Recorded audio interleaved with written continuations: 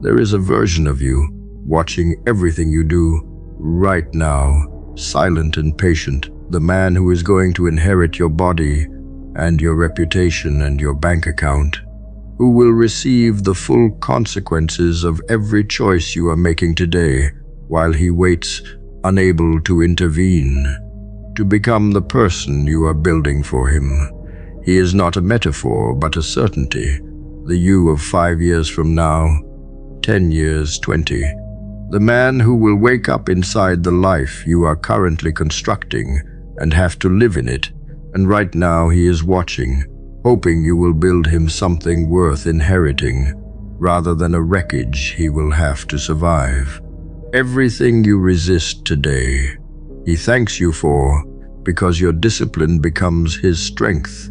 Your restraint becomes his freedom. Your hard choices become the foundation of his good life.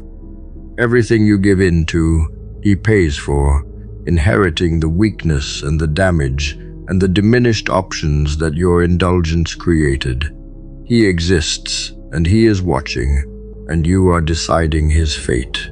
The beast waiting to be unleashed is not the indulgent version of you that gives in to every craving, because that creature is not a beast but a slave, weak and captive to its appetites, and true unleashing means freeing the powerful disciplined force within you that your indulgences have kept chained.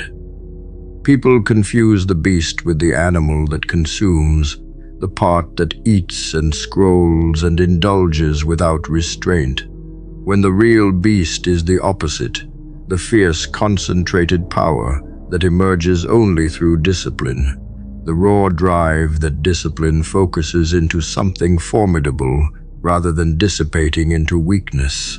The man who indulges every appetite has not unleashed his beast.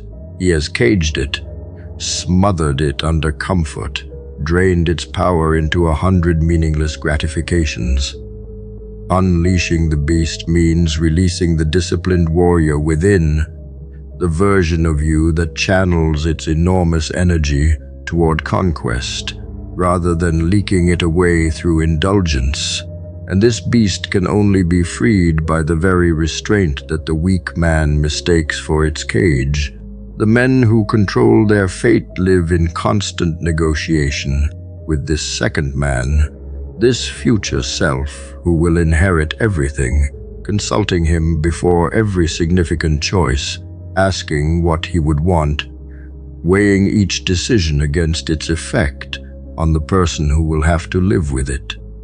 This negotiation is the defining habit of everyone who builds a great life, because they never make choices as if they alone will bear the consequences. They make them in full awareness of the future man who will inherit the results, and this awareness transforms their decisions.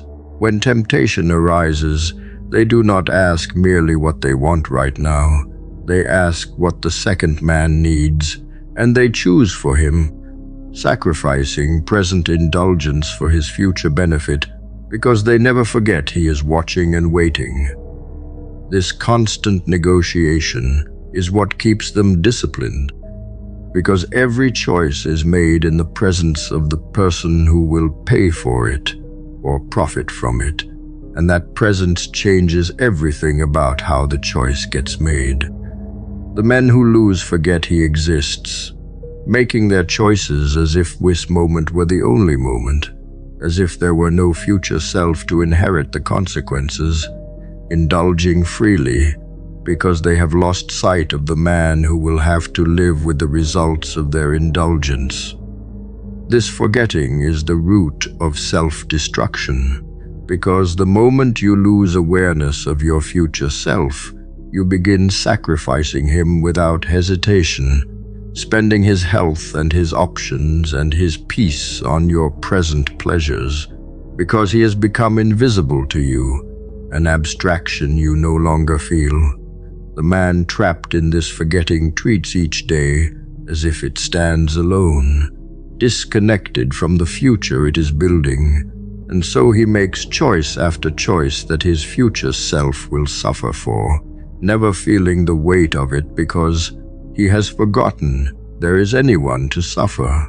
Why this matters so much is that the entire difference between the men who win and the men who lose can come down to whether they remember or forget the second man, whether they keep him present in their choices or let him fade into an abstraction they no longer consider. The reason this future self feels so easy to forget is that he is invisible, silent, unable to speak up in the moment of temptation to remind you of his existence and plead for his interests, which means you must deliberately keep him present in your mind because he cannot force his own way into your awareness.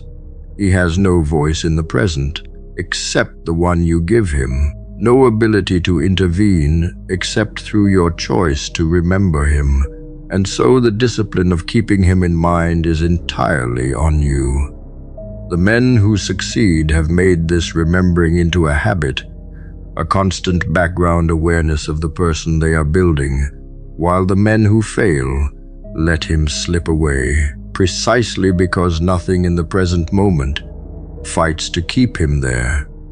How you change this is by deliberately and repeatedly bringing the future self into your awareness, making his existence vivid and constant, refusing to let him fade into the abstraction that would allow you to sacrifice him without feeling it, because only by keeping him present can you make choices that honor him. The power of this future self as a tool for transformation comes from the way it converts abstract discipline into concrete loyalty, turning the cold demand to resist temptation into the warm obligation to protect a person who depends on you, which is a far more powerful motivator than mere self-control. It is hard to resist a craving for the sake of an abstract principle, but it becomes possible when you understand that giving in means betraying someone who is counting on you, someone who will inherit the consequences and has no defense against your choices except your own remembering. The future self gives your discipline a face, a stake, a reason beyond principle, transforming the struggle against temptation into an act of loyalty toward a person you are responsible for.